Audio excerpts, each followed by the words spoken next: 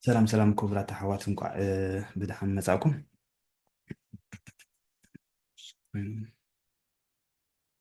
اوكي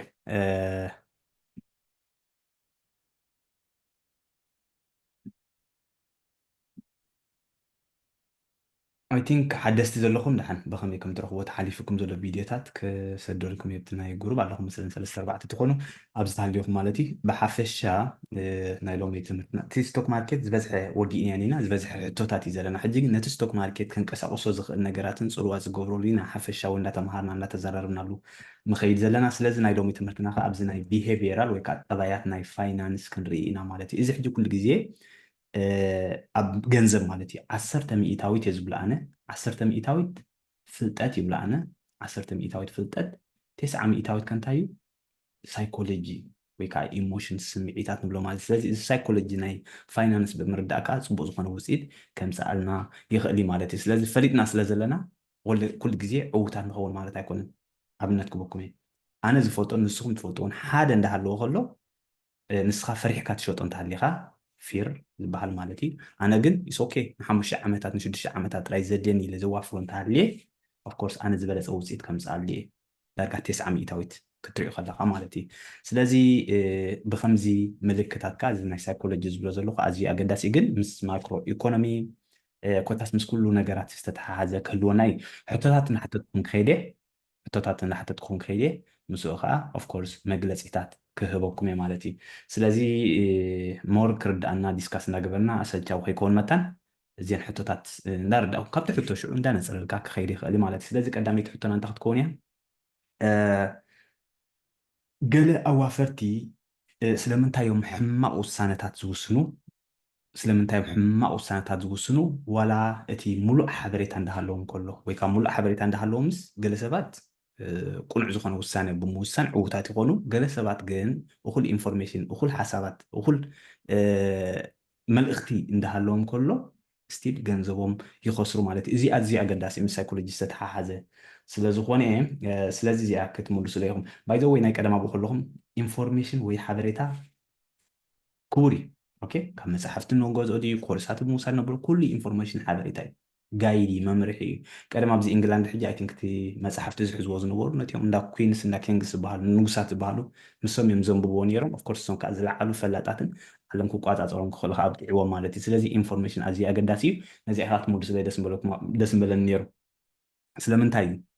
እኩል ሓበሬታ እንዳሃለውና ከሎስ ሕማቅ ውሳነታት ንውስድ እንክሕግዘና ክእል ኣነ ከዓ መግለፂ ክበኩም እዩ ኒወይ ምስ ዳታ ዝተሓወሰ فرهي على سوري ኢድና ሓፍተ ቢና ድሓን ፅቡቅ ሰላም ቢንያም ቀፅል سوري فرهي خون غالي مثلا ፍርሒ ኦኬ ፍርሒ ኣሎ ኦኬ ኣዲነር بلانت زي بلانكا لايك دالي غير لك بلانت زي بالكا وين بتنايت كا بلانت زي كيتكا ዕላማ ዘይምህላው تيا ኦኬ ካልእ መሰረት ኢሞሽን ካብ ምቁፅጣር ሜቢ ስምዒትካ ዘይምቁፅፃር ኦኬ ወዲ ሓድሽ የቅሬታታ ስም እናረሳዕኩ እም ችግር የብሉ ብማዕከና ዜና ዝያዳ ተፀላቑ ስለትኸውን ብዜና ውሳነታት ምውሳን ዜና ብምስማዕ ጥራይ ውሳነታት ምስማዕ እኹል እዩ እዚ ኩሉ እኹል ሓበሬታ እንዳሃለወካ ከሎ ከምዚ ሕማቅ ምኳኑ እንዳፈለጥካ ስቲል ግን ስምዒታትና ክንቋፃፀሮ ዘይንኽእል ማለት እዩ ሕጂ እቲ ቀዳማይ ከም ዝጠቀስኩሞ እዩ ኣይ ቲንክ መሰረት ኢትካ ፀኒሕኪ ኢሞሽን እቲ ፍርሒ ስስዕን ፍርሕን ማለት እዩ ሕጂ ዝበዝሐ ሰብ ክስስዕ እዩ ዝበዝሐ ሰብ ከዓ ገለ ሰብ ከዓ ብሰንኪ ፍርሒ ክሸጦ ይኽእል እዩ ዝሓለፈ ሰሙናት ሕጂ ፅቡቅ መምሃሪ ኮይናትና ክትከውን ተስፋ ገብር ስለዚ ነዋፈርቲ ሎጂካል ዘይኮነ ወይ ከዓ ፅቡቅ ውሳነታት ዘይኮነ ንክወስኑ የገድዶም እዩ ብስምዒታት ጥራይ ይግዝኡ ወይ በዚ ፍርሒ ወይ ከዓ ብስስዕ ዝብሎ ዘለኹ ማለት እዩ ኤግዛምፕል ክበኩም እዩ ኣቀዲምካ ከምቲ ሸይጥ ትኸውን ማለት ነቲ ስቶክ ገዚእካያ ዘለካ ከምቲ ኣብ ዝሓለፈ ናይ በዓል ኤንቪድያ ናይ በዓል ተስላ ዘጋጠመ ከይትረዳእካ ይጎድል ኣሎ ስለሰማዕካ ዜና ወይ ንሕና ሬሴሽን ይመፅእ ኣለና ገንጋም ስለዝሃብና ንስኻ ተጓይካ ክትሸጦ ከለካ ማለት እዩ ካልእ ስስዕ ዝበሃል ኣሎ ግሪድ ማለት እዩ እዚ ከዓ ንኣብነት ኤንቪድያ 200 ዝነበረት ኣዋፊርካ ሎ እንተ ነርካ 100 ብርኪ ተመሊሳ ክንደይ በፂሓ 1000 በፂሓ ነራ ኣብቲ 1000 ግዜ ከም ወዲ ሰብ ፕሮፊት ወይ ከዓ መክሰብ ክትወስድ ናይ ግድን እዩ ማለት እዩ ብዙሕ ሚእታዊት ክትውስኽ ከላ ሕጂ ኩሉ ዘይኮንካ ትሸጦ ገለ ሚእታዊት ካብቲ ብርክኻ እንተሸጥካዮ ካብቲ ዋንነት ዘለካ ማለት እዩ ዊነር ኢኻ ንስኻ ወላ እንተጎደለት ብድሕሪ እስ ኦኬ ካብቲ ውፅኢትካ ዝነበርካ ገንዘብ ጌርካ ክትገዝእ ስለ ትኽእል ተወሳኺ መክሰብ ትረክብ ኣለኻ ማለት እዩ ስለዚ እዚ ስስዕን እዚ ግሪድ ዝበሃል ወይ ከዓ ስስዕን እዚ ፊር ፍርሒ ዝበሃልን ኣዝዮም ኣገደስቲ እዮም ዝኾኑ ዘሎ ማለት እዩ ኦኬ ካልእ ኦቨር ኮንፊደንስ ኣለኩም ኣብዚ ኦቨር ኮንፊደንስ ማለት ከዓ ከምዚ ብጣዕሚ ኣብ ነብሰ ምትእማን ምግባር ማለት እዩ ብጣዕሚ ኮንፊደንስ ፅቡቅ እዩ ንብልና ኩሉ ግዜ ግን ኩሉ ግዜ ይኮን ኦቨር ኮንፊደንት ምዃን ከዓ ፅቡቅ እዩ ማለት ምብላዕ ፅቡቅ እዩ ብጣዕሚ ብብዝሒ ምብላዕ ግን ፅቡቅ ኣይኮነን ምስታይ ፅቡቅ እዩ ብጣዕሚ ከምኡ እዩ ዝኸውን ዘሎ ማለት ኮንፊደንስ ከዓ ሊሚት ኣለዎ ወይ ከዓ ቁፅሪ ኣለዎ ማዕረ ከመይ ኢኻ ኮንፊደንስ ክትከውን ስለዚ ገለ ኢንቨስተርስ ለና ኣሎ ኦቨር ኮንፊደንት ይኮኑ ወይ ከዓ ኦቨርሊ ኮንፊደንት ይሕዙ ማለት እዩ ስለዚ በንቲ ናቶም ፍልጠትን ኣቢሊትን ጥራይ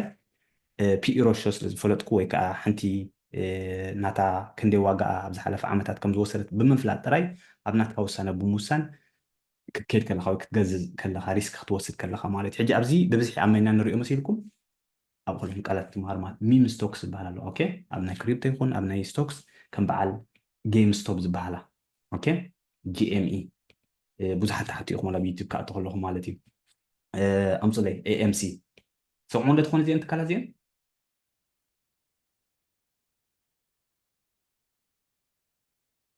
ብሓፈሻ ንኣሽቱ ትካላት እየን በቃ ብወረ ብገለ ጥራይ ቀልጢፈን ዝውስኻን ዝቕንሳን እየን ዝኾና ዘለዋ ማለት እዩ ስለዚ ናተን መፅናዕቲ ከይወሰድካ ናቲ ፒኢሮሾ ከይወሰድካ ወይ ከዓ ንካልእ ሰባት ከይተወከዝካ ባዕልካ ጥራይ ከተዋፍር ከለካ ወይ ከዓ ተወሳኺ ሓበሬታ ከይሓዝካ ከተዋፍር ከለካ ማለት እዩ ካልእ ሄርድ ቢሄቪየር ልክዕ ንሳ እዚኣ ከዓ በቃ ይገዝኡ ኣለዉ ኢልካ ስኢልካ ምስኡ ምስቲ ሰብ ማለት እዩ ስለዚ እዚ ከዓ ፒፕል ኦፍን ፎሎ ደ ክራውድ ወይ ከዓ ነቲ ይገዝኡ ኣለዉ ስለ ዝሰማዕና በቃ ምስኦም ንጓየ ጥራይ ምስኦም ንጓየ እዚ ከዓ ሓደ ካብቲ ብብዝሒ ክሃስየካ ዝኽእል እዩ ኣብነታት ከሪኦኩም እየ ድሓን ካልእ ሎስ ኣቨርጅን ዝበሃላ ሎስ ኣቨርጅን ማለት ከዓ ካብ ከምፃኣልካ ዝኽእል መክሰብ እንዳፈለጥካ ከለካ ግን እቲ ፍርሒ ስዒርካ ኣሎ ማለት እዩ ኣብዚ ለኩም ኢንቨስተርስ ፊር ሎስስ ሞር ዳን ዴይ ቫልዩ ጌይንስ ካብቲ ከምፃኣልካ ዝኽእል መክሰብ እንዳፈለጥካ ግን እቲ ፍርሒ ዓብዪ ኣለካ ማለት እዩ ስለዚ ከይዋፈርኩም ዓመት ዝፀናሕኩም እንተሃልዩኩም ንኣብነት ክሳብ ሕጂ ብዙሕ ገንዘብ ሓሊፍኩም ኣሎ ማለት እዩ ስለ ዘለዎ እየ ባይዘወይ ሕጂ እቲ እንተኸሰርኩ ኸ ዝብል ዘሎ ሕጂ ተመሊሱ ናብ ብዙሕ ክሳራት የእትወካ ኣሎ ብተዘዋዋሪ ማለት ስለዚ ቁሩብ እንታይ እዩ ክንጥንቀቕ እዩ ዘለና እምበር ብጣዕሚ ክንፈርሕ ከም ዘይብልና እዩ ዘርእየና ዘሎ ማለት እዩ ኣብነታት ኣለና ኣብዚ ድሓን ካብዚ ሄርድ ሜንታሊቲ ወይ ከዓ ግሪድ ናይ ስስዐ ከጥፍኦም ዝኽኣሉ እዮም እዚኦም ኣሕዋት ክልተ ኣብነታት ኣለዋ ናብዚ እታ ሓንቲ ናይ 1991 ክሳብ 2000 ዘጋጠመ ናይ ማርኬት ክራሽ ከሪአኩም እየ እታ ካልአይታ 2008 ዘጋጠመ ናይ ፋይናንሻል ክራሽ ኣዝዮም ፅቡቅ መምሃሪ ክኾኑና ክእሉ እዮም ማለት እዩ ኦኬ እዚ ትሪእዎ ኣለኹም ዶ ትኾን ይረአ ኣሎ ኦኬ እዚ ሕጂ 2000 ዓመተ ምህረት ኣለኩም ኣብዚ ኮርስ ካብ 94 ክሳብ ኣብዚ ፅቡቅ ከይዲ ነይሩ ኣብዚ ግን ካብ 95 ጀሚሩ ዳርጋ 1000 ዝነበረ ብ 95 ከባቢ 1000 ዝነበረ ትሪእዎ ኣለኹም ናስዳክ እዚ እዚ ናይ ቴክኖሎጂ ንብሎ ዘለና ኣብ ውሽጢ 5 ዓመት ብ5 ዕፅፊ ከይዱ ማለት 5000 በፂሑ ማለት እዩ እዚ እንታይ እዩ እዚ በዓል ያሁ ንጥቀመሉ ዘለና ሕጂ ናይ ቴክኖሎጂ በዓል ኣማዞን ዝነበሮ ቀልጢፍ በቃ ሰብ ይገዝእ ኣሎ ይገዝእ ኣሎ ይገዝእ ኣሎ ኢሉ በዚ ሄርድ ሜንታሊቲ ላዕሊ ከይዱ ነዊሕ ከይዲ ዝፀንሐ ሽዑ ከም ዝሪኦ ዘለና ኦፍኮርስ ናቲ 1000 ዝነበሮ ዳርጋ ተመሊሱ ናይ 5 ዓመታት ዳውን ተመሊሱ ነይሩ ማለት እዩ እዚ ከዓ እንታይ እዩ ሰብ ይገዝእ ኣሎ ስለ ሰማዕካስ ኩሉ ገንዘብካ ተጓይኻ ናብኡ ከተዋፍር ከም ዘይብልካ እንታይ ደኣ ንእሽተይ ጥንቂ ኢልካ ተዋፍር ከም ዘለካ ዘርእየና እዩ ማለት እዩ ካልእ ምሳኣ ናይ ሳይዶኩም ፀኒሐ መስለኒ እዚኣ ናይ 2008 ፋይናንሻል ክራሽ ኣብዚ ለወስኻ 2008 ናይ ፋይናንስ ናይ ዓለም ሙሉእ ክራሽ ኣጋጢሞ ዝነበረ እዩ እዚ ናስዳክ ዘለዎ ኤስኤምፒ 500 ዳርጋ 50 ሚእታዊት ዝጎደለሉ ግዜ ገዛውቲ 100,000 ዝሽየጥ ዝነበረ ዳርጋ 50,000 ክሽየጠሉ ዝጀመረ ግዜ እዩ ነይሩ እዚ ከዓ ማለት እዩ ስለዚ ኣብዚ ከነንብቦ ንኽእልና እንተለኹም ድሓን ዋት ዋዝ 2008 ግሬት ሪሴሽን ኣብቲ ግዜ ግሬት ሪሴሽን ወይ ከዓ ሪሴሽን ዘጋጠመሉ ኩነታት እንታይ ከም ዝነበረ ኣሕፅራቢና ኣብዚ ክንሪኦ ንኽእልና ድሓን ኢኮኖሚክ ዳውንተርን ወይ ከዓ ዝጎደለሉ ግዜ ዝነበረ እዩ ናይ ሃውሲንግ ባብል ወይ ከዓ ብሓፈሻ እቲ ኢንተረስት ሬት ናይ ገዛውቲ ዝወሃብ ዝነበረ ኣብ ትሽዑ ግዜ ብ0% ማለት ናትካ ክሬዲት ካርድ ከይረኣዩ ክሬዲት ስኮር ከይረኣዩ እሙን ዲኻ እሙን ከይረኣዩ ስራሕ ኣለካ ዲ ስራሕ የብልካን ከይረኣዩ ንኩሉ ሰብ ስኡ ኢሎም ሞርጌጅ ይህብዎ ነይሮም ኣብ መወዳእታ ሰብ ገዛ ኢንተረስት ሬት ምስ ወሰኽሉ እንታይ ክገብር ጀሚሩ ዲፎልት ክገብር ጀሚሩ ዝበዝሐ ደቂ ሰባት ገዝኦም ክሕደጉ ጀሚሮም ማለት ስለዚ ገዛውቲ ዳርጋ 34 ሚእታዊት ጎዲሉ ስቶክ ማርኬት ከዓ ልክዕ ከምኡ ብብዙሕ ሚእታዊት ክጎድል ክኢሉ ማለት እዩ أزنا كتشف شو مونتن تحرك أنا كتشف نشعتن كم أبنا تكون ناي كابزين كل تخربين صراحة نمبالي ليه أوكي نريد لنا بزي تحكي إيتي مجلس إتوي حطنا أنت هتكون يا مسيلكم بورتفوليو مانجمنت إزنات كا بورتفوليو بخمي مجدي كتم حضرو تخيل ويكعتي زلك كتوافرو زلخا أساتز بخمي allocate تجبرو ويكع بخمي تم حضرو كخوني مالتي سلازي زي أنا قدستي قالاتين بورتفوليو ناتكا بخمي تم حضرو إز مالتي بورتفوليو توافرو زلخا أب كاشري خات عزو ورقري خات جزو أب ستوك ماركت دي أب جزادي أب من تحت توافرو بخمي مجدي إخا تم حضرو زلخا مالتي أسات ألوكيشن أوكي سلازي حطنا 100 شح كم زلنا جيرمان نحسبه استفل على عنت جنزبي زلنا كلنا أوكي سلاش زلنا هنكون خينا نعشر تمهارو زلنا هنكون خينا ولا زيبلنا نجزيو كسب فرق مليون نبتسعك أكون هلنا خينا بستفل عليه مالتي حدي نقول نخطة كم تغير 100 شح أنت زهلو كان يرن خطة وافر مالتي بخمي مجدي allocate مجبر كاملك مزانا كيون يركاتب الحتي أكون so I hope نتصرف تهون تحته اوكي مايكل يا نصر على مسألة ماشي ثانك سلام ميكيل دولار كوست افريج سلام نقول دولار كوست افريج اوكي دي سي اي مجبوركم لان له دي سي اي ويكا دولار كوست افريجين مالت اب نازانا كيخد كيد اب سومنا ودي ورحاوي نداوافر كيخد كيد بمن جن اب بخمي مجد جن الوكيت مجبر كيا مالت امن تاين موافر كمالتي هو استفاد اللي انا اندستري تكنولوجي لما فاينانس معناته زوز جديد تي بناي تكنولوجيا خورد كله بناي فاينانس جروب يلعب الذي تيك ساي بالانس نخيلنا مالتي يا سلازي اب فينتك فاينانس تكنولوجي فاينانس نعم نتابع حكمنا أب بفلاي أو عملت صراح تسرح سب بحجي بفلاي كم دي عبنا بنات كارحان هو نسل اول تردي كله بنات كاغنا من تاي موافر كان يا أنا عبد ثلاثة دي بس اوكي ثلاثة دي كون اوكي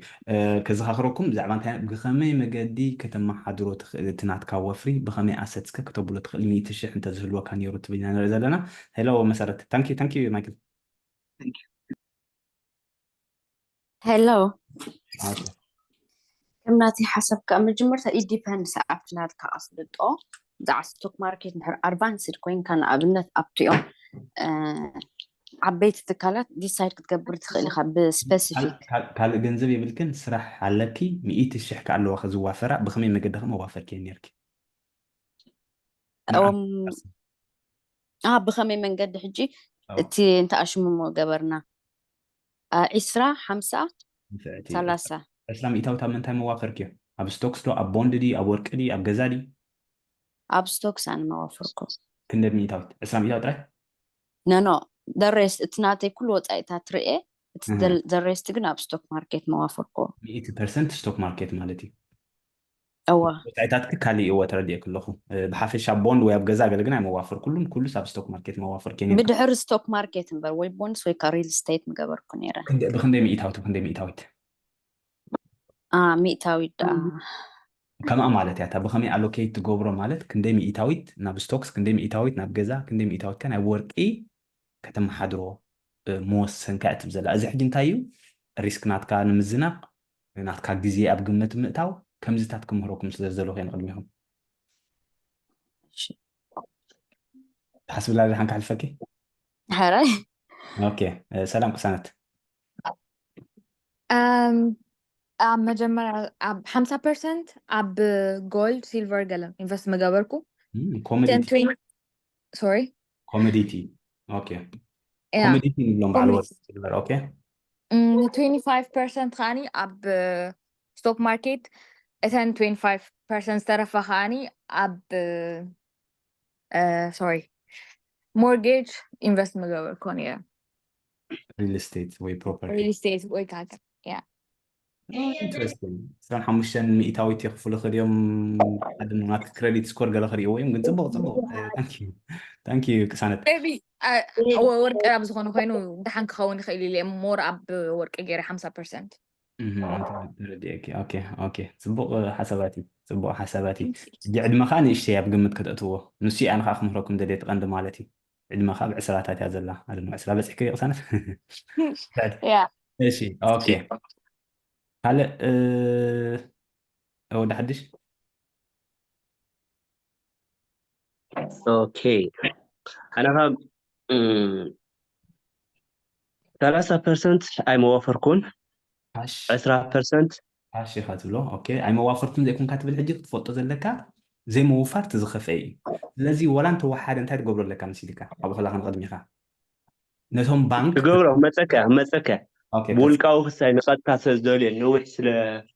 زي مصنع هو موديل هو نخالي بس حسب فيهم زللو 30% اي توافروني خاشي هو كسا 50% خدولي اندي سزي جن انت 10% اب بوند خصنحه نسو سنه جدي مالي 10%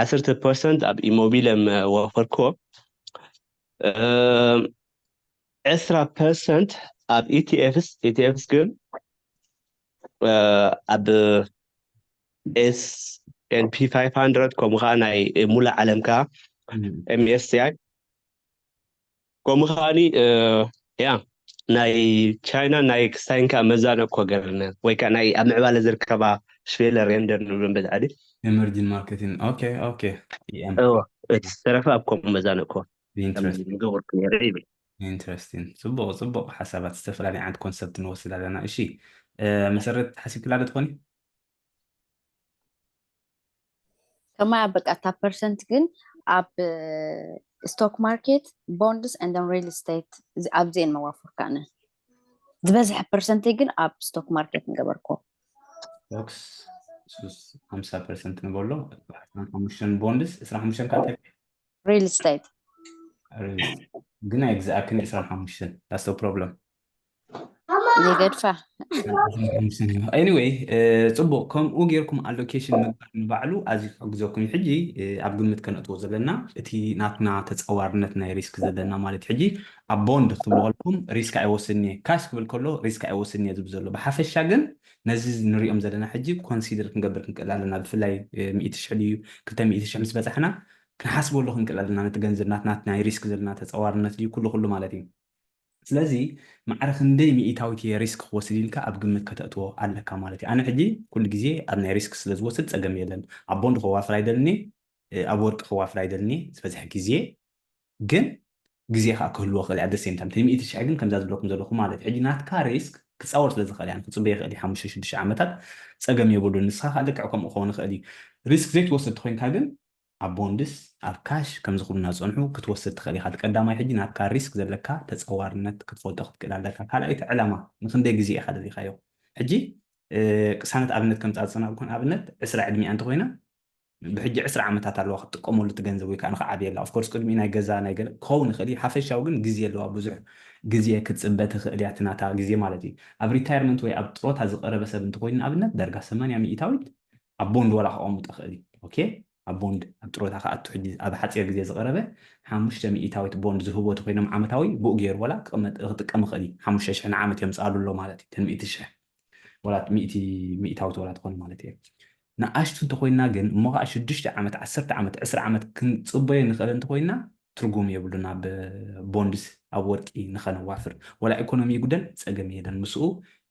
እንዳወረድና ክንከይድ ንኽእል ኢና ዶላር ኮስት ኣቨሬጅ ከምታ ዝበለና ማለት እዩ ስለዚ ናትካ ዕላማ ኣዝዩ ኣገዳሲ እዩ ክንደይ ዕድመ ኣለካ ኣብ ግምት ከተእትዎ ኣለካ ዝነኣስካ እንተኮይንካ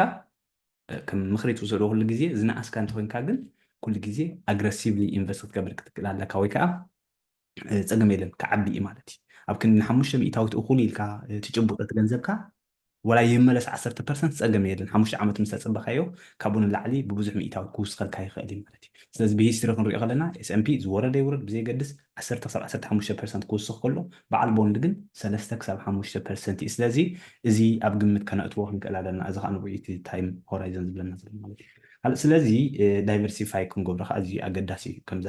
ኣብነታት ክትዋ ፅናዕኩም ኣብ ስቶክ ዲ ኣብ ቦንድ ዲ ኣብ ወርቂ ዲ ኣብ ሪል ስቴት ናይ ገዛ ዲ ብዘይገድስ ኣብዞም ኩሎም ብሓፈሻ ንሱ እቲ ምዝናቕ ወይ ከዓ ብከመይ መገዲ ኣሎኬት ትገብሮ ዝብል ዘሎ 100% ሪኻ ብተስላ ክትዋፍሮ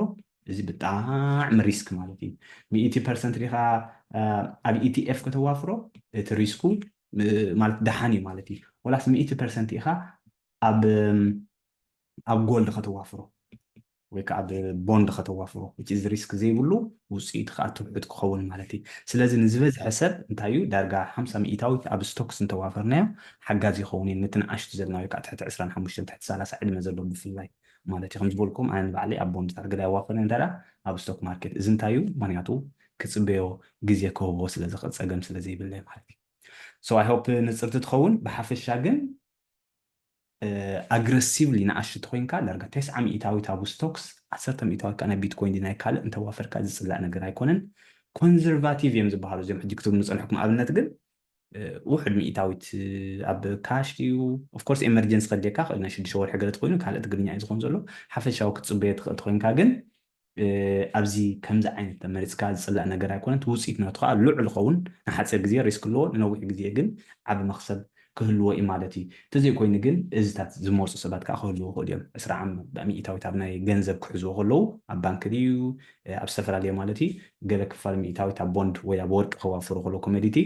እቲ ዝተረፈ ከዓ ኣብ ስቶክስ ከዋፍሩ ይኽእሉ እዮም ንምንታይ ቢትኮይን ዘእቲ ከብዚ ናይ ኮንዘርቫቲቭ ዝብሎ ዘለኹ ምክንያቱ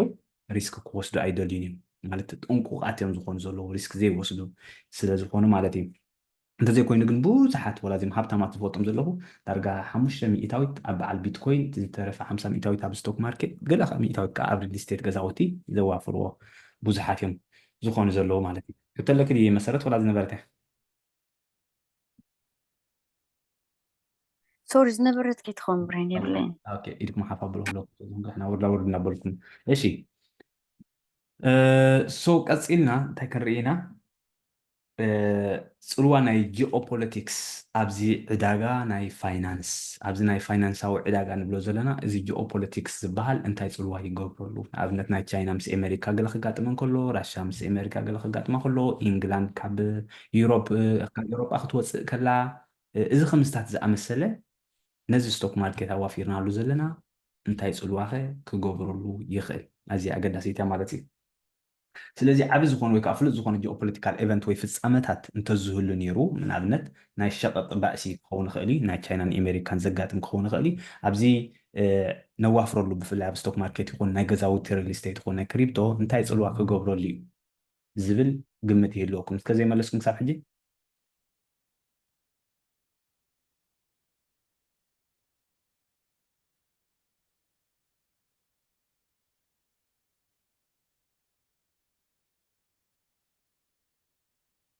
ኣይፈተኹማ ከምዚኣ መደብ ኣነ እናገለፅኩ ጥራይ ካብ ዝኸይድ ንእሽተይ ዲስካስ እናገበና እንተኸይድና ስክርዳእና ክእል ዝብል ክሳይ ስለዝገበርኩ ሰላም ብሬ ነፅቦ እምበር ኣይ ቲንክ ከምዚ ፅቡቅ እዩ ዲስካስ እንዳገበርና እሞ ከዓ ቪድዮ ተትገብሮ ነይሩም ከዓ ዝበለፀ ኦኬ ኣቢነር ያ ብሬ ኣነ ኮይኑ ስማዓኒ እቲ ናይ ዕዳጋ ስቶክ ዘሎ ከምኡ ተጋጢሙስ ይወርድ ዊን ይጎድል ናቱ ፕራይስ ዝነበረ ሰባት ክገዙ ይኽእሉ ማለት እዩ ወይ ንሕና ከዓ ክንገዝእ ንኽእል ስቶክስ ወላ ገዛውቲ እንታይ ይኸውን ወላ ገዛውቲ ማለት ካሊ ገዛውትን ኤንድ እቲ ናይ ዕዳጋ ክጎድል ይኽእል ማለት እዩ ዳውን ይጎድል መኪና ዲዋና ገለ ምሻሉ ኦኬ ቁጠባ ናይ ተዓድስ ይጎድል ኣሎ ኦኬ መድሃኒ ርእቶ ኣለካ ዲ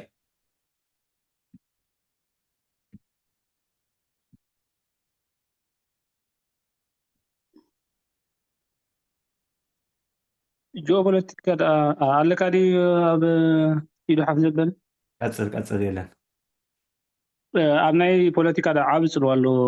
ኢኮኖሚ ኣብ ዝኾነ ማለት እዩ ዋላ ኣብ ስቶክ ይኹን ዋላ ኣብ ኖርማል ላይፍ ማለት እዩ ስለዚ ከምቲ ዝበሎ ብትክክል ሓሰረልካ ክኸውን ይኽእል እዩ እንተኾነ ግን ኣብ ናይ ኢኮኖሚ ብዙሕ ዕንወት እዩ ዘለዎ ናይ ጂኦፖለቲካል ኤቨንት ወይ ፍፃመታት ክንብል ከለና ሕጂ ብኩናት ጥራይ ከይትወስድዎ ኦኬ ሕጂ ብምንታይ ኩናት ገብሩ እዮም እዚኦም ብናይ ዕዳጋ ጥራይ ኩናት ከ ኣሎ ኦኬ ትክክል እዎ ንዕኡ ማለት እየ ሕጂ እቲ ናይ ኩናት እንተኮይኑ ኦፍኮርስ ንኩሉ ፅልዋ ክገብረሉ እዩ ኣብዚ ከምዚ ዝኣመሰለ ኣብነት ኢንግላንድ ብሬግዚት ዝበሃል ምሻሎ ኢንግላንድ ካብ ኤውሮጳ ዝወፀትሉ ግዜ 2000 እስራን ንሱ ሕጂ እንታይ ፅልዋ ገብረሉ ቻይና ምስ ኣሜሪካ ዘጋጠመሉ ግዜ እዚ ብዙሕ ነገራት የጋጥም ነይሩ እዩ እንታይ ዓይነት ትካላት ወይ ኢንዱስትሪ እዮም ዝፅለዉ ብሓፈሻ ኸ ነቲ ኢንዱስትሪ ከመይ ይገብሮ ነቲ ስቶክ ማርኬት ማለት እዩ ሓፈሽኡ ሕጂ ኣብ ናይ ደሎናይ ናይ ኤሮጳ ምስ ቻይና እንድሕር ተሪእኻዮ እዚ ናይ መፍረ መካይን ተሪእኻዮ ብጣዕሚ ፅልዋ ገይሩሎም ኣሎ ኤሮጳ ብጣዕሚ እዮም ሰንቢዶም ዘለዉ ሃርስ ስለዚ ኣብ መካይን ተዋፊርካ እንታይ ትኾን ማለት እዩ ፀገም ከጋጥመካ ክእል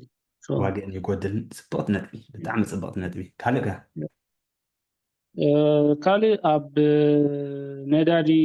ወይ ከዓ ኣብዚ ኢነርጂ ንብሎ ማለት ይሓፈሽኡ ኦይል ዋ ይውስኽ ኣብ ምግቢ ኸማ ከይተረፈ ፅልዋ ክህልዎ እዩ ምግቢ ብፍላይ በዓል ስተርባክ ኣበይ ዲኻ ዘለኻ ኣብ ሽወደን እየ ዘለኻ ዲኻ ዘለኻ ግን ናይ ኣሜሪካ ፅቡቅ ጌርካ ትምልሶም ኣለኻ ኦኬ ታንኪ ኦኬ ዳኒ መላእላስከ እምበር መላእካ ነርካ ርግፀኛ እዩ ኦኬ ዳኒ ቀፅል ኣነ ዳ እንታይ ምብሩ ገሪም ብዛዕባ ናይ እዚአን ናይ ቻይናን ናይ ታይዋንን ዘሎ ሕጂ እዚአን ኣብኡ ዘሎ ብዛዕባ ኒቪድያ ኤምዲ ቴክኖሎጂ ብሓፈሻ የስ እትናተን ናብ ዛዕለ ተኸይዱ ስለምንታይ ምክንያቱ ቻይናስ ንታይዋን ክትቋፃ ደልያ ብዙሕ ግዜ ሕጂ ታይዋን ህርን ፅብቕቲ ነጥቢ ታንኪ ዳኒ ንሱ እዩ ንሰነይተን ነጥቢ ኣነ ከማን ከምፀን ብዙሕ ዝውሰኻይ ክህልዎኒ ፅቡቅ ጌርኩም ገሊፅኩም ኣለኹም ብሓፈሻ እዚ ናይ ጂኦፖለቲካል ፍፃመታት ከጋጥም ከሎ ትሬድ ዋር ክንብል ከለና ሕጂ ትሬድ ማለት ሸቐጥ ናይ ሸቐጥ ባእሲ ኣሎ ኦኬ ንሕና ካብዚ ናይ ቻይና ንብረታት ኣብ ኣሜሪካ ክሽየጣ እንተኮይነን ታክስ ቀረፅናተን 50 ሚእታዊት ክንውስኸሉ ኢና እንተኢሎሞም ኦልሬዲ ኩናት ናይ ምንታይ ይጅምሩ ኣለዉ ናይ ሸቐጥ ይጅምሩ ኣለዉ ማለት እዩ ኦኬ ኣብነታት ክበኩም የድሓን እዚ ከዓ ዓብ ፅልዋ ክገብረሉ ይኽእል እዩ ኣብቲ ማርኬት ማለት እዩ እቲ ቀዳማይ ፅልዋ ዝገብረሉ እንታይ እዩ ዕዳጋ ላዕልን ታሕትን ይብል ቮለቲሊቲ ኢልና ንፅውዕ ዘለና ማለት እዩ ቮላታይል ይኸውን ወይ ከዓ ኣዝዩ በቃ ንምንታይ ኣዝዩ ቮላታይል ዝኸውን ምክንያቱ ዝተፈለጠ ነገር የለን እንታይ ይኸውን ሰብ ይጠራጠር ማለት እዩ ስለዚ እቲ ማርኬት ከዓ በቲ ናይ ሳይኮሎጂ ዝበሃል ይንቀሳቐስ ስለ ዘሎ ዓብ ፅልዋ ክገብረሉ ይኽእል እዩ ማለት እዩ ኣብነት ክንመፂና ፅንሕ ኢልና ድሓን ብፍላይ ገለ ኢንዱስትሪ ኣለዉ ዝሓለፈ ርኢና ኢና ብፍላይ ኣፕል ርኢና ኢና ዳርጋ 10 ሚእታዊት ናይ ኣፕል ኣታዊ ካብ መን ዝመፅእ ካብ ቻይና ይኸይድ ናብ ኣሜሪካ ስለዚ ቻይናን ኣሜሪካን ባእሲ ክጅምራ ከለዋ ወይ ዝኾነ ከጋጥም ከሎ በዚ ናይ ትሬድ ዋር ንብሎ ዘለና ኣብ ቻይና ዝመፅእ ንብረታት ናብ ኣሜሪካ ከዓ ፅልዋ ክገብረሉ እዩ ኣታዊታተን ክውሕድ እዩ ዋጋ ተዋፊርና ኣለን ዘለና ኢንዱስትሪ ከዓ ክጎድል እዩ ብኡ መጠን ማለት እዩ እቲ ቀዳማይ ንዑ ዝፅልዎ እንታይ እዩ ታሪፍ ማለት ካብ ሃገር ናብ ሃገር ዝመፅእ ንብረታት ኢምፖርት ዝኸውን ዝኸፍልኦ ታክስ ማለት እዩ ግብሪ እዩ ኦኬ ካብ ኢንግላንድ ንብረት ተሃሊኒ ኣብ ቻይና እንተወሲድ እየ ንኣብነት ንሶም እንታይ እዮም ዘኽፍልኒ እቲ ግብሪ ተሸይጠዮ እቲ ታሪፍ ንብሎ ዘለና ማለት እዩ ስለዚ ቃል በቃ ግብሪ ማለት እዩ ካልእ ሳፕላይ ቼን ዲስራፕሽን ኣሎ እዚ ናይ ኦይል ናይ ጋዝ ከምዚ ሕጂ ክጠቕሰልና ዝፀንሐ ናይ ጠለብ ከዓ ምቕናስ ከጋጥሞ ይኽእል እዩ ክንመፅእ ኢና ብፍላይትን ክፅለዋ ዝኽእላ ማለት እዩ እዚ ንሱ ፍላክቹዌሽን ይገብር ወይ ከዓ ላዕልን ታሕትን ክብል ይኽእል እዩ ዋላት ባጤራ ኸማ ኦኬ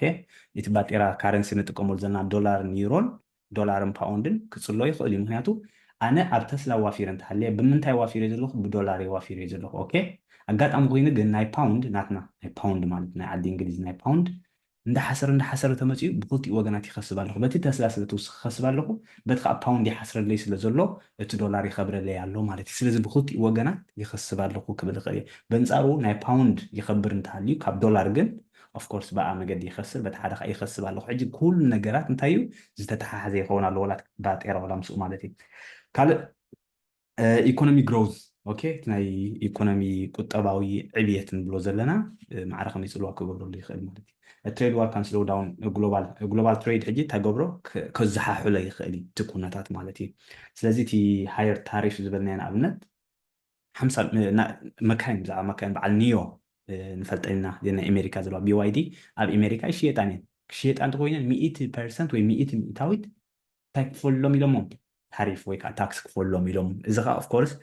ንኸይዓቢ ዕብየት ከይመፅእ ፅልዋ ክገብረሉ ክኢሉ ቲክቶክ ብከምኡ ኣጊዶሞ ኣብ ኣሜሪካ ማለት እዩ እዚ ሕጂ ኣዝዩ ፅልዋ ክገብረሉ ይኽእል እቲኦም ንቲክቶክ ምስ ኣገድዋ እቲኦም ከታ ገይሮም ንፌስቡክ እግድዋ ማለት እዩ ስለዚህ ፌስቡክ ኣታዊታታ ይውሕድ ኣሎ ቻይና ክትሰርሕ ስለዘይ ትኽእል እዚ ሕጂ ኣዝዩ ፅልዋ ክገብረሉ ይኽእል እዩ ኢንቨስተር ሰንቲመንት ዝበሃል ከዓ ንሱ እዩ ናትና ርእሰ ምትእምማን ኣረኣእያ ዘለና ኣብቲ ዕዳጋ ወይ ከዓ ኣሉታዊ ዝኾነ ዜናታት ክንሰምዕ ከለና ብፍላይ ናይ ኣሜሪካ ናይ ቻይና ናይ ራሽያ ናይ ቻይና ገለ ክበሃል ከሎ ንስቶክ ማርኬት ክፀልዎ እዩ ምክንያቱ ናትና ኮንፊደንስ ምትእማን ዘለና ኣብቲ ዕዳጋ ፍሉጥ ስለዘይኮነ ማለት እዩ ስለዚ ብፍላይ ከም በዓል ክሪፕቶ ከም በዓል ተስላ ዝኣመሰለ ስቶክስ ይኹን ሪስክ ኣሰት ዝኾነ እንተገብር እዩ ዋግኡ ክጎድል እዩ ማለት እዩ ከምኡ ክብል ከለኹ ግን ዘይፅለዋ ኢንዱስትሪ ከዓ ኣለዋ ምክንያቱ ንኣብነት ገዛ ብኢንግላንድ ኣለኹ ኣነ ገዛውቲ ናይ ኢንግላንድ ብምንታይ ይፅቢ በዚ ናይዚ ዓዲ ይፅሎ እምበር ምስ ቻይና ዘጋጥሞ ወላ ሓንቲ የብሎም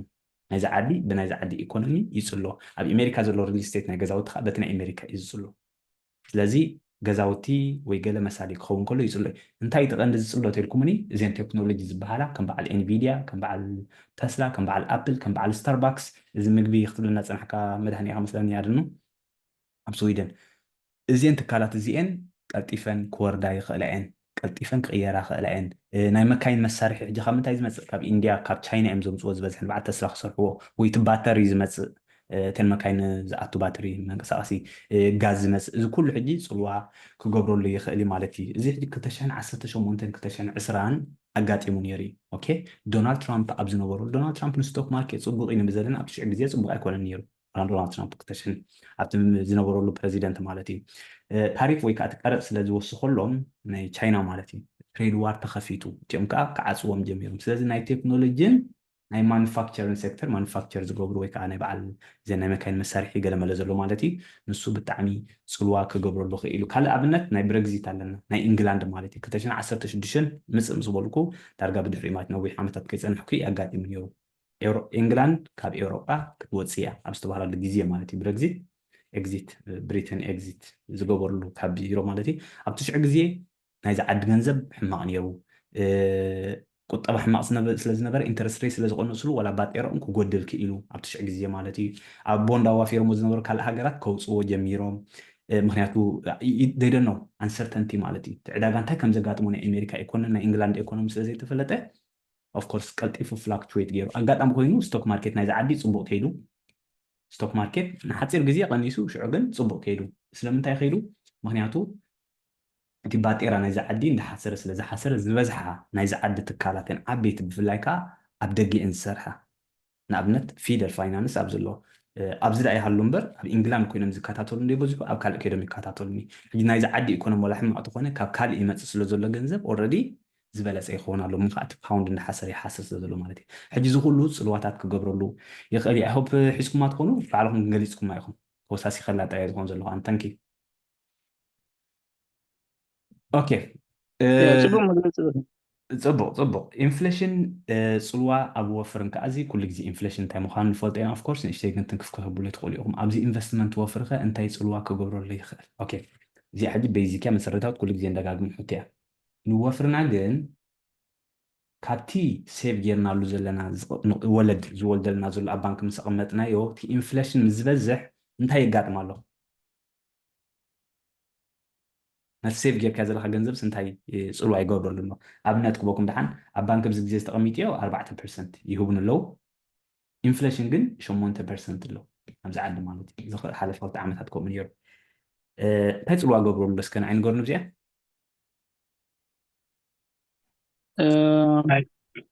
ኦኬ ቫልዩ ናይቲ ገንዘብካ ይጎድል ሜቢ ቫልዩ ናይቲ ገንዘብካ ይጎድል ይውስኽ እንዲ ዘሎ ቫልዩ ብ4% እዩ ዝውስኽ ዘሎ እንድሕር ኣብ ባንክ ቀሚጥካዮ ማለት እዩ እዋ ፌግ ጌርክ መሊስካ እምበር ፅቡቅ ትህልው ይኸወ ኦኬ ሕሩ ይቀፅል እቲ ናይ ምግዛእ ሓይሉ ይጎድል ሶ ትኸስር ኢኻ ዘለካ ትኸስር ኣብ ባንክ ተቐሚጥካ 4% እዮም ዝቡካ ዘለዉ ትኸስር ኣለካ ትኸስር ኣለካ ማለት እዩ 4% እንዳኸሰብካ ኣለካ ስቲል ትኸስር ኣለካ ማለት እዩ ኦኬ ታንኪ ሕሪ 8% ለቲ ኢንፍሌሽን ደሎ ትትገዞ ዘለካ ብጣዕሚ ከቢር ኣሎ ማለት እዩ ትኽክል ስለዚ ዝኸሰብካ ክሰብ ወላ 5% ክሰብ ጋብ ገዛ ምፅእ ምስ ምንታይ ካ ተወዳድሮ ኣብ ስቶክ ማርኬት ወላ ክትሪእዎ ትኽእሉ ኢኹም ኢንፍሌሽን adjusted እዮም ዝብልዎ ኦኬ ኢንፍሌሽን adjusted ክንደይ ሪተርን ኣምፅኡ ኢንፍሌሽን ኣውፅኢካስ ክንደይ ውፅኢት ኣምፅኡ ማለት እዩ ኦኬ ስለዚ ከም ዝበልኩም -4 እዩ ዘሎ ኢንፍሌሽን ኣውፅኢካ ማለት which is not good ፅቡቅ ዘይኮነ ኦኬ -4 እዩ ዘሎ ስለዚ ንሕና እቲ ኢንፍሌሽን ክንደይ ሚእታዊት ይመፅእ ኣሎ እቲ ነዋፍረሉ ዘለና ንሕና ኸ ክንደይ ሚእታዊት የምፅእ ኣሎ ኣብ ግምት ከነእትዎ ክንከይድ ኣለና ብኸምኡ ኢና ኣብ ቦንድ ምውፋር ዝበዝሐ ግዜ ፅቡቅ ኣይኮነ ንብል ምክንያቱ ኢንፍሌሽን 3% እንተኮይኑ ቦንድ ዝህቡካ 2% እንተኮይኑ ኦልሬዲ ገንዘብ ስሉዝ ኢኻ ትገብር ዘለካ በቲ ኮነ ቦቲ ማለት እዩ ስለዚ ኢንፍሌሽን ማለት ዝቕባበ እዩ ንፈልጦ ኢና ዝቕባበ ካብቲ ወለድ ገንዘብ ዝወልደልካ ዘሎ ዋላ ኣብ ስቶክ ማርኬት ተዋፍሮ ዘለካ ክኾን ይኽእል ኣብ ኤስኤምፒ 3% እንተኮይኑ ኢንፍሌሽን 10% እንተኮይኑ ስቲል ትኸስር ኢኻ ዘለካ ማለት እዩ ቦንድ ከምኡ ኣብ ወርቂ ከምኡ ኣብ ናይ ገዛ ከምኡ እዩ ዝኸውን ዘሎ ስለዚ እቲ ገንዘብካ ከም ዝበልኩሞ ዲክሪዝ ዝገብር ኣሎ ግዜ ክኸውን ከሎ ወይ ከዓ እቲ ቫልዩ እቲ ክብሪ ናይቲ ገንዘብ ብጣዕሚ ይቐንስ ስለ ዘሎ ናቱ ፐርቼዝን ፓወር ከዓ ክገዝእሉ ዝኽእል ዓቕሚ ከዓ ብጣዕሚ ውሒድ ኣሎ ክንብል ንኽእል ኢና ማለት እዩ ኣብነት ክበኩም ድሓን ክሊር ንምግባር ድሓን 1,000 ኣለካ ንበሎ ኣብ ሴቪን ኣካውንት ወይ ኣብ ባንክኻ 1% ወይ ከዓ 1 ሚእታዊ እቶም ባንኪ ይህቡካ ኣለዉ ስለዚ ድሕሪ 1 ዓመት ክንደይ ክኾነልካ ይፍሉጥ እዩ 10 ቅርሺ ክትወልዲ 1% ካብ 1,000 ማለት እዩ ፕራይስ ወይ ከዓ ናይ ባዕሎም ቃ ውሕድ ኢንፍሌሽን ሲፒአይ ኢልና ንፅውዖ ብ5 ሚእታዊት ይውስኽ እንተሃልዩ ንብረታት ናይዚ ዓለም ግን ብ50 ሚእታዊት ይውስኽ ኣሎ ማለት እዩ ስለዚ ክንደይ ትኸስር ኣለካ ንስኻ $4 ትኸስር ኣለካ ማለት ምክንያቱ እቲ 10 እኩል ኣይኮነን ማለት ኢንፍሌሽን ብ10 ትካረ ዝነበርካስ በቃ ገንዘብ ይብልካ ክትካረ ትኽእልኒ ኢኻ ገዛ ምክንያቱ 50 ስለ ዝበፅሕ ስለዚ እዚ ከዓ እኩል ኣይኮነን ክንብሎ ንኽእል ኢና ኣብነታት ክህልወና እዩ ሃይ ኢንፍሌሽን ኣብ ዝኾነሉ ግዜ ገዛውቲ ሕጂ ድሓን የምፅእ ጎልድ ፅቡቅ የምፅእ ከም በዓል ተስላ ሕጂ ፅቡቅ ኣይኮነን ኢንፍሌሽን 10% ክኸውን ከሎ በዓል ተስላ ይጎድላ እየን ኢንፍሌሽን ፅቡቅ እዩ ስቶክ ማርኬት ንብል እምበር ሃይ ኢንፍሌሽን ወይ ከዓ ልዑል እንተኮይኑ ግን ፅቡቅ ኣይኮነን ስለዚ ሃይ ኢንፍሌሽን እንተኮይኑ ወይ ከዓ ትሑት እንተኮይኑ ነዚአን ዘይከዋፅአን ይኽእል እዩ ማለት እዩ 1970 ናብዚ ናይ ኦይል ዘጋጠመሉ ግዜ ኣሎ ኣሕዋት ሃይ ኢንፍሌሽን እዩ ነይሩ እቲ ዕብየት ናይ ኢኮኖሚ ክዓቢ ከኣለን ስለምንታይ ደኣ ክጋጥም ክኢሉ ምክንያቱ ዕብየት ናይ ኢኮኖሚ እንተሃልዩ ስቶክ ማርኬት ክውስኽ ፅቡቅ ኣታዊ ከምፃ ኢና ተፅቢት ንገብረለን ስለምንታይ ግን ጎዲሉ እቲ ፀገም ናይ ሽዑ እንታይ ነይሩ ናይ ኦይል እዩ ኦኬ ኦይል ናይ በዓል ኢራን ዘይ ናይ በዓል ስዑድ ዓረብ ስለ ዝኣገድኦ ክብሪ ናይ ኦይል ሰማይ ተሰቂሉ ዳርጋ 15 ዝነበረ ናብ 30 ድዩ 4 5 ዝነበረ 15 ድዩ 20 በፂሑ ብ4 ዕፅፊ ስለ ዝኸደ ብሰንኪ ኦይል ብዙሕ ፀገማት ኣጋጢሞም ኣብ ትሽዕ ግዜ ብከምኡ እዮም ከዓ እዚ ፊያት ካረንሲ ዝበሃል ባቴራ ንጥቀመሉ ዘለና ሽዑም ቀይሮሞ እምበር ሓንቲ ጎልድ ብ$35 ድዩ ገለ መሌሎም ኦልሬዲ ፐግ ገብርዎ ነይሮም ማለት እዩ ስለዚ ወርቂ ሒዙ ገንዘብ ይሁካ በቃ ብኡ ጥራይ ይዕቀን ኣብ ትሽዕ ግዜ ፅቡቅ እዩ ኣብ ትሽዕ ግዜ ግን ኣብዚ ስታግፍሌሽን ዘጋጠመሉ እቲ ዶላር ካብ ጎልድ ወይ ከዓ ካብ ወርቂ ዝኣለወሉ ግዜ እዩ ነይሩ ቀፂልና ይልድ ከርቭ ዝበሃል ኣሎ ይልድ ከርቭ እንታይ ትፈልጥዎ ዶ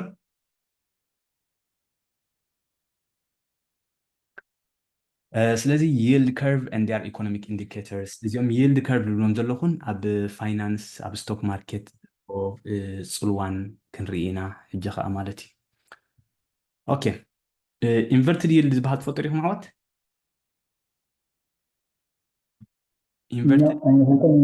inverted yield curve ዝሓለፈ ብዛዕባ ቦንድ ተማሂርና ነርና ኣከይዶ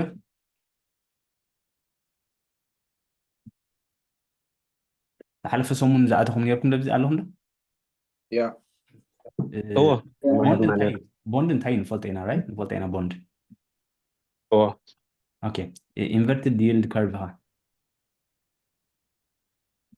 እቲ ፐርሰንቴጅ ንፎዕ ይልድ ማለት ንሱ እዩ ንኣብነት ገዛ ከራይ 5 ሚእታዊት እንተኮይኑ ነቲ 5 ሚእታዊት ይልድ ንብሎ ኣብዚ ናይ ቦንድ ከዓ እንታይ ንብሎ ቦንድ ይልድ ንብሎ ኦኬ ኢንቨርትድ ይልድ ከርቭ ዝበሃል ከዓ ከምዚ ማለት እዩ ኦኬ ኢንቨርትድ ክበሃል ከሎ ናይ ክንደይ ዓመታት ቦንድ ኣለና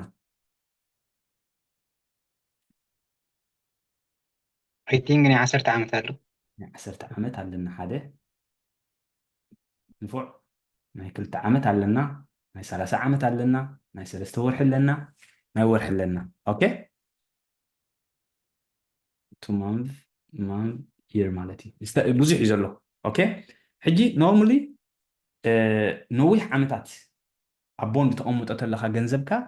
ዝዓበየ ይልድ ዶ ክትረኽበሉ ይግባእ ወላ ዝተሓተ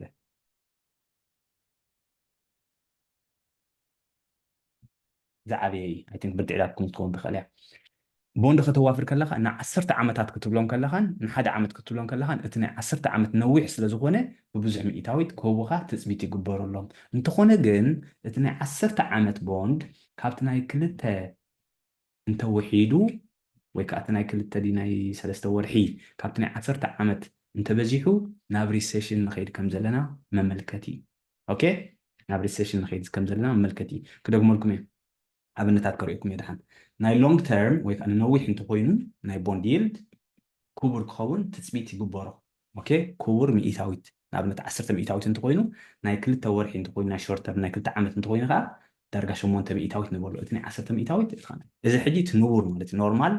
ቦንድ የጋጥም ኣሎ ክንብሎ ኢና እንተኾነ ግን በንፃሩ እንተኮይኑ እዚ ዝበዘለኹ ኢንቨርትድ ይልድ ከርቭ ንብሎ ኣቐዲሙ ናብ ሪሴሽን ንኣቱ ኣለና ዲና የለና መመልከቲ ዝጥቀመልና እዩ ከሪአኩም እየ ማለት እዩ ስለዚ ዕዝዋ ደስ ብለን ዳሓን እዚኣ እዚ ናይ ሾርት ተርም ኢንተረስት ሬትስ ካብቲ ናይ ሎንግ ተርም ወይ ከዓ ናይ ነዊሕ ክኸውን ከሎ ክበዝሕ ከሎ ማለት እዩ ወይ ከዓ እቲ ናይ ነዊሕ ካብቲ ሓፂር ግዜ ክቕንስ ከሎ ኢልና ንብሎ እንታይ ዘመልክት ንሱ ሪሴሽን ናይ ሪሴሽን መመልከቲ እዚኣ ኩሉ ዓልኩም እየ ድሓን ከሪአኩም መታን ኣብ ሪሴሽን ኣለና ዲና የለናን ሕጂ ብከምዚ ኩሉ ግዜ ቁኑዕ ዋላ ተዘይኮነ ዝበዝሐ ግዜ ግን ብቁኑዕ መገዲ ይረኽብዎ እዮም ኣብዚ ግዜ እዚ ንክልተ ዓመታት እንታይ ኮይኑ ኣሎ ይልድ ከርቭ ኢንቨርዥን ኣጋጢሙ ኣሎ ኣብዚ ግዜ እዚ ሪሴሽን ግን ክሳብ ሕጂ ኣይበፅሕናን ኣለና ዝበዝሐ ግዜ ነዚኣ ክትወደልኩም ክልያ ተንብባ ተደልይኹም እዚ ከምኡ ኣብ ዘጋጠመሉ ግዜ ድሕሪ 17 ድሕሪ ሓፂር ግዜ ዝትሪእዎ ዘለኹም ድሕሪ ሓፂር ግዜ ሪሴሽን ኣጋጢሙ 1978 89 ከምኡ 2000 ከምኡ 2006 2019 ከዓ ከምኡ ኣጋጢሙ ነይሩ ድሕሪ ክንደይ መዓልታት እዩ ድሕሪ 6 መዓልቲ ድሕሪ 22 መዓልቲ ድሕሪ 13 ኣዋርሕ ማለት እዩ ሶሪ 13 ዋርሕ 18 ዋርሕ 10 ዋርሕ ድሕሪ 17 ዋርሕ ኖርማሊ ብኣቨሬጅ ከባቢ 10 ወርሒ ፀኒሑ ናብ ሪሴሽን ከም ዝኣተና ዘመልክት እዩ ናይዚ ግዜ እዚ ክንደይ ፀኒሑ ኢለኩም ኣለኹ 2 ዓመት ኣብ ከምኡ ኢና ዘለና ክሳብ ሕጂ ወላ ሓንቲ ለውጢ ኣየምፅአና ኣሎ ኦኬ ዝሓለፈ ላይ ሂቦኩም ነይረ ክትሕዝዋ ደስ ዝብለና ካብ ሕጂ እንድሓር ሶ ናይ 3 ወርሒ ንኣብነት ክንደይ ትሪእዎ ኣለኹም እዚ እዚ ናይ 3 ወርሒ 5.2 ናይ 10 ዓመት ክንደይ ኣሎ ብዚ 3.8 ብራቮ ስለዚ እዚ ኢንቨርት ገይሩሎ ማለት እዩ ኦኬ ኦፖዚት ከይዱ እዚ ካብዚ ክውሕድ ግቡኦ ነይሩ ሕጂ ስለምንታይ እዩ ደኣ እዚ ናይ 10 ዓመት ውሒዱ ካብዚ እንታይ ኢልኩም ግን ዝበዝሐ ሰብ እንታይ ኢሉ እምነት ገይሩ ማለት እዩ ናብ ሪሴሽን ንኣቱ ኣለና ኢሉ ክፈርሕ ስለ ዝጀመረ ብዙሕ ሰብ ኣብ ምንታይ ክዋፍር ጀሚሩ ኣብ ናይ 10 ዓመት ክዋፍር ጀሚሩ ስለዚ ዋጋ ናይ ቦንድ ክውስኽ ከሎ ናቱ ይልድ ብሚኢታዊት ክመፅእ ከሎ ከዓ እንዳቐነሰ ይቕንስ ማለት እዩ ብዙሕ ጠለብ ረክብ ስለ ዘሎ እንዳቐነሰ ክቕንስ እዩ ዋግኡ ይኸብር እዩ ዘሎ እዚ ይልድ እዩ ብሚኢታዊት እዩ እዚ ኦኬ ከይተሓወሰኩም ምሳይ ኣለኹም ዶ እዚኣ ሓዲሳትኩም እያ መስለኒ እዚኣ ኣለና ሓዲሳትኩም እያ መስለኒ ኦኬ ክደግመልኩም ሓፈሻዊ ናይ ሓፂር ግዜ ቦንድ ይልድ እንተኮይኑ እቲ ሚኢታዊት ዝወሃበካ ክውሕድ እዩ ትፅበዮ ክውሕድ ትፅበዮ ኣብዚ ግዜ እዚ ግን ዝበዝሐ ግዜ መን እዮም ዘወዳድሩ እዛ ናይ 10 ዓመትን ምዛ 3 ወርሒ ወይ ከዓ ምዛ ናይ 2 ዓመት እዮም ዘወዳድርዋ ኣጋጣሚ ኮይኑ ግን ነዚ 2 ዓመት ሙሉእ ሪሴሽን ክመፅእ እንዳበልና ተፅቢና ክሳብ ሕጂ ኣይመፀን ኣሎ ግን ከምኡ መፍለጢ ወይ ከዓ መገምገሚ እዮም ዝጥቀምሉ ኩሉ ግዜ ኣብ ኒውስ ተኮይንኩም ክሰምዕዎ ኢኹም ኣብ ገለ ተኸይድኩም ኣብ ብሉምበርግ ተኸይድኩም ክሰምዕዎ ኣብ ኩሉ ክትሰምዕዎ ኢኹም ማለት እዩ ስለዚ ናይ ሪሴሽን መመልከቲ ይኸውን ኣሎ እዚ ኣይ ሆፕ ገለ ሓሳባት ወሲድኩም ትኾን ካብዚ ኣሕዋት ድሓን ሕቶታት ከዓ ብዙሕ ይህልወኩም እንዲ ነቲ ሕቶታትኩም ከዓ በብሓደ ከምልሶ ከፍትን እዩ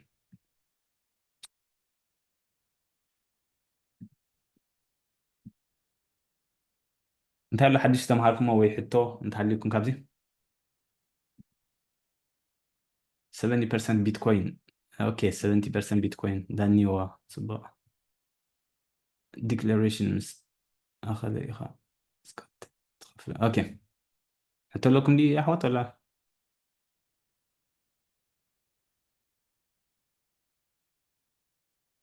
برهين عبيت حافظ أخي بركي ديمبر سجام يلا حج ريسيشن ستوك ماركت طبقوا لي حما زخون زلو مالتي حما inflation يطبق ኢንፍሌሽን ከዓ ሃይ ተኮይኑ ሕማቅ በቃ ኩሉ ግዜ ባላንስ ክኾን ኣሎ ኣብ ሂወት ኩሉ ግዜ ባላንስ ክኾን ኣሎ ሓቂሉ ምዝንጋዕ ፅቡቅ ብጣዕሚ ምዝንጋዕ ግን ሕማቅ የስ yeah ልክዕ ከምኡ ክኾን ኣሎ ማለት እዩ እዚ ሪሴሽን ከዓ ደሓን ሪሴሽን እንተኮይኑ ኢስ ኦኬ ቀልጢፉ ክሓልፍ ዝኽእል እንተኮይኑ ንኢንተረስት ራይት ጥራይ ይቆርፅልና ስለ ዘለዎ ማለት እዩ ሪሴሽን ሕማቅ ዝገብሮ ግን እንታይ እዩ መሲልክ ኢንተረስት ሬት ሰብ ገንዘብ ኣይውፅእን ኣሎ ማለት እዩ ኦኬ ብዙሕ ሰብ ኣይዋፍርኒ ደሎ ማለት እዩ ብዙሕ ሰብ ስራሕ ይስእን ኣሎ ማለት እዩ ሪሴሽን የጋጥም እንተሃልዩ እዋ ስለዚ ቁጠባ ናይ ሓንቲ ሃገር ይዝሕትን እንተሃልዩ ብዙሕ ስራሓት ይስኣን ኣሎ ብዙሕ ስራሕ ይክፈትን እዩ ዘሎ ስለዚ ተን ትካላት ከዓ ብዙሕ ኣታዊ ክረክባ ይክእላን እየን ማለት እዩ okay it makes sense yes thank you so recession ማለት ቁጠባ ናይ ሓንቲ ሃገር ክዝሕትን ከሎ ሓፈሻዊት ቃል ንሽዱሽተ ወርሒ እዮም ዝብልዎ ሽዱሽተ ወርሒ ኣከታቲሉ ማለት እዩ ሓፈሻዊ ሪሴሽን ግን ቁጠባ ናይ ሓንቲ ሃገር ንውሕ ዝበለ ግዜ ክዝሕትን ከሎ ማለት እዩ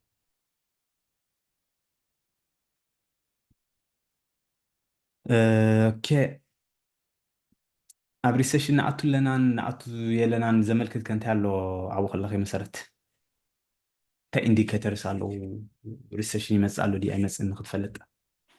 እዚ ክትነግረና ፅንሕኻና ይልድ ሓንቲ ንሳ ብዙሕ እዩ ዘሎ ኩሉ ግዜ ሓንቲ ወፅእ ይልድ ላ እዛ ይልድ ግን ክልተ ወርሒ ክልተ ዓመት ሙሉዕ እጃ ይመፀትና ኣላ ኦኬ ቁጠባ ናይቲ ሃገር ከዓ ክቕንስ ከሎ ንሱ ቁጠባ ማለት ከዓ ጂዲፒ ማለት ግሮስ ዶሜስቲክ ፕሮዳክት ማለት እዩ ኦኬ ኦኬ ንሱ ካልእ ከ I don't know መሉላስከ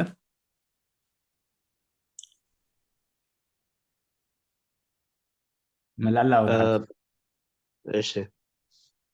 ስራሕ ኣልቦነት ይበዝሕ ኣዞ unemployment ስራሕ ንበዝሕ ወይ ስኮፕ ሰራሕተኛታት ይጋጥም ከምኡውን ኣዞ ብዝሒ ፍርሒ ይረአ ዘይምግዛእ ናይ ኣውፈርት ተለስ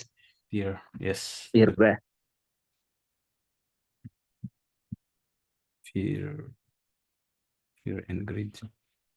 fear and greed ሕጂ ክንዲ ኣሎ ብዙ ክትሪእዎ ትኽእሉ ኢኹም ኣብዚ fear and greed CNN እንተልኩም ሰብ ይፈርሕ ዘሎ ብዚ ግዜ እዚ ዋላ እንታይ እዩ ብዙ ክትሪእዎ ትኽእሉ እዮም ትሪእዎ ኣለኹም ሓቂ ዶ ይረአ ኣሎ ሰብ ከዓ ናብ ፊር የብል ኣሎ ማለት ሕጂ ዝበዝሐ ትካላት 10 ሚእታዊት ዋልማት ስራሕ ሰጉጋ 10 ሚእታዊት ከምዚ ስራሕ ተሰጉጎም ገለ ክበሃል ከሎ ዝበዝሐ ግዜ ናብ ሪሴሽን ኣትኹም ዘለና መመልከቲ ትኾን ዘሎ ማለት እዩ ኦኬ ታንኪ ካልእ ዘይንሳተፍ ኣለና ሰላም ገነት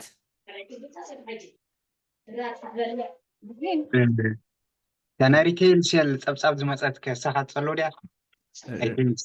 ሪቴል እያ ኦፍ ኮርስ ንሱ እንዲ ታን ኢምፕሎይመንት ሬትን ገለን ዝሓዘ ንሱ እዩ ሪቴል ሴልስ ንባዕሉ ንሱ እዩ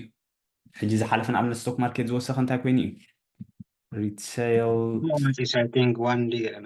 ሲኤምቢሲ ናይ ጁላይ ቢለ ዘለኹ ኣጎስት 15 ተብለና ኣሎ ብዚ ኮንሱመር ስፔንዲንግ ጃብ ኢን ጁላይ ኣዝ ሪቴል ሴልስ ዌር ኣፕ ሰብ ዘጥፍኦ ዝነበሩ ትብሎ ዘለካ ሪቴል ሴል ንሕና ጥፍኦ ዘለና ገንዘብ ብክንደይ ሚእታዊ ብ1% ስለዝወሰኸ ቁጠባ ድሓና ኣለና ኣብ ሪሴሽን ናይ ንኣቱና ኣለና ኢሉ ተረጋጊኡ ማለት እዩ ስለዚ ሓደ ንባዕሉ እዚ ታንኪ ስለዚ ምስ እዩ ዝመፅእ ዝበዝሐ ግዜ ዋላት አንኢምፕሎይመንት ሬት ንብሎ ዘለና ጆብለስ ክሌምስ ኣለካ ብዚ ስራሕ ዝሰኣኑ ሰባት ክሌም ዝገብሩ ዘለዉ ማለት እዩ ንሱ ከዓ ክቅንስ ከሎ ፅቡቅ እዩ ጆብለስ ወይ ከዓ ሆምለስ ክውሕዶ ከሎ ማለት እዩ ታንኪ ካልእ ዝኾነ ሕቶታት ሃሊኩም ሃሎ ብሬን ከመይ ምሲኹም ሓገምሶም ሰላም ኣበባ ኣምላኽ መስገን ሓንቲ ሕቶ ነራትኒ ካብዚኣ ክንዛረበላ ደምሰና ቁርውጥ ዝበለት ብዛዕባ ናይ ሎማዓንቲ ብጣዕሚ ፅቡቅ ተረዲእኒ እሺ ከምዚ ናይ እንታይ ድበሃስ ናይ ጥሮታ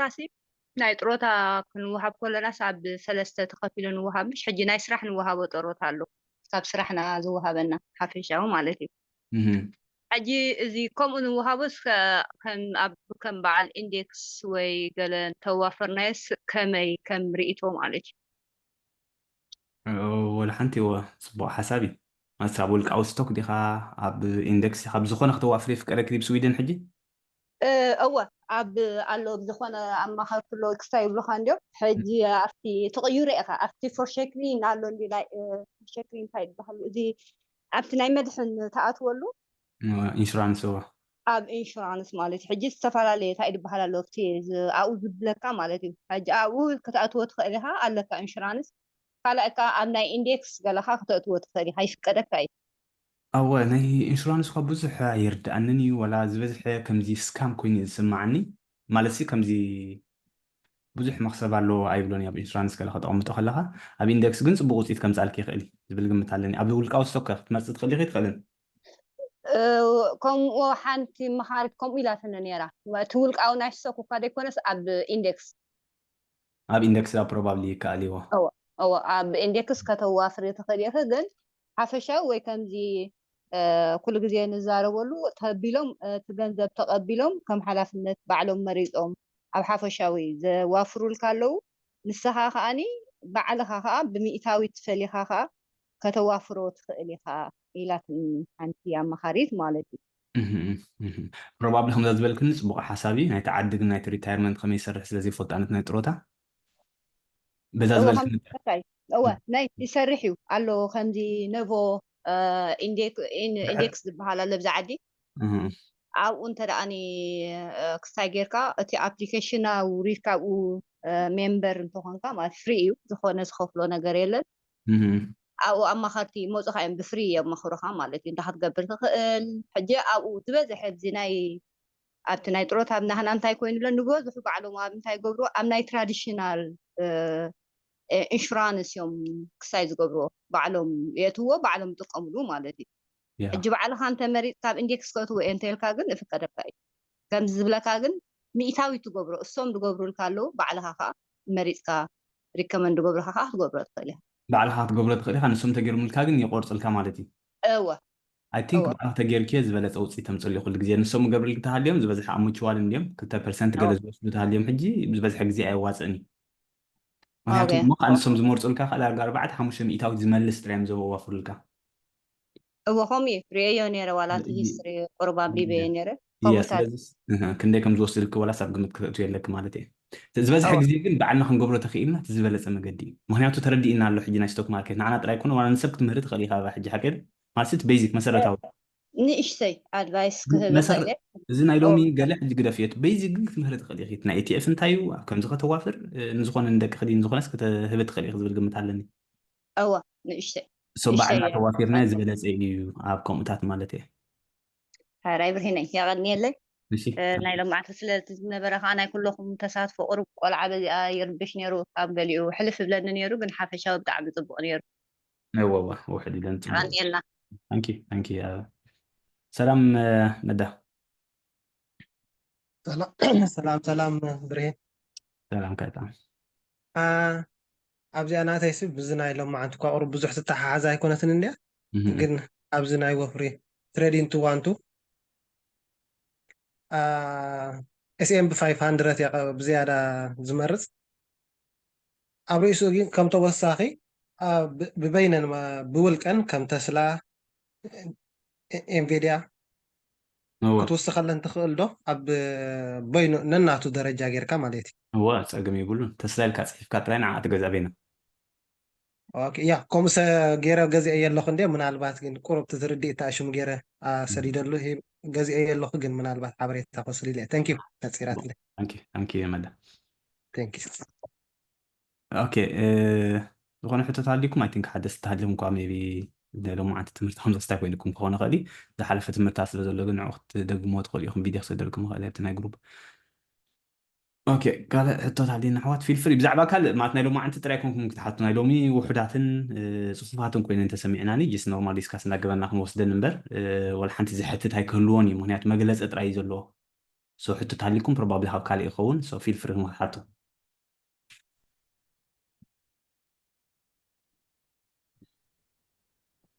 يا برهين ابيت اذا انا انت اشنوسي تفرحين ريسيشن كيغاتم اذا ريتيل سيل اي سي بي اي صبق مسمص زي حمص كا እዚ ናይ ጂኦፖለቲክ ዝነበረ ወልሓን ስለ ዘይተካየደ ድሓንት ኮይኑ ማርኬትካ ፅቡቅ መፅኡ ሕጅስ ሙሉእ ካብ ሪሴሽን ወፂና ክንብል ንኽእል ኢና ወይ ከዓ እቲ ናይ ጂኦፖለቲካስ ማዕረ ክንደይ ይፀልዎን ሪሴሽን ይፀልዎን ይፀልዎን እንታይ እቲ ፖለቲካ እዎ ናይ ኢራን ናይ እስራኤል ማለት ካንዲ ናይ ኢራን ይፀልዎ እምበር ይፀልዎ እዩ ፅቡቅ ገይሩ ንስቶክ ማርኬት ይፀልዎ እዩ ንክሪፕቶ ብፍላይ ነዚ ቢትኮይን ከዓ ይፀልዎ እዩ ዝበዝሐ ግዜ ኣብዚ ናይ ቀዳምን ሰንበትን እዮም መጥቃዕታት ዝገብሩ እንታይ ከም ዝኾኑ ጎዲሉ ይፀንሐና እቲ ማርኬት ክንረክቦ ይንኽእል ኢና ሽዑ ንሶን ይሰሉስ ሰው በዚ ኢና ንፈልጦ ዝበዝሐ ግዜ በዚ ናይ ቢትኮይን ክንደይ ሚእታዊ ተወሲኽ ቀኒሳ ከም ዘላ ብምርኣይ ናስዳክ ከዓ ምስኣ ክትቅፅል ተፅቢት ንገበላ ሽዑ ማለት እዩ ሕጂ ሙሉእ ብሙሉእ ጎዲሉ ድዩ ወይ ተሪፉ ድዩ ሪሴሽን ኢልካዮ ኖ ዲስ ጀስት ናይ ሓደ መዓልቲ ዳታ ናይ ሓደ ሰሙን መፂኡ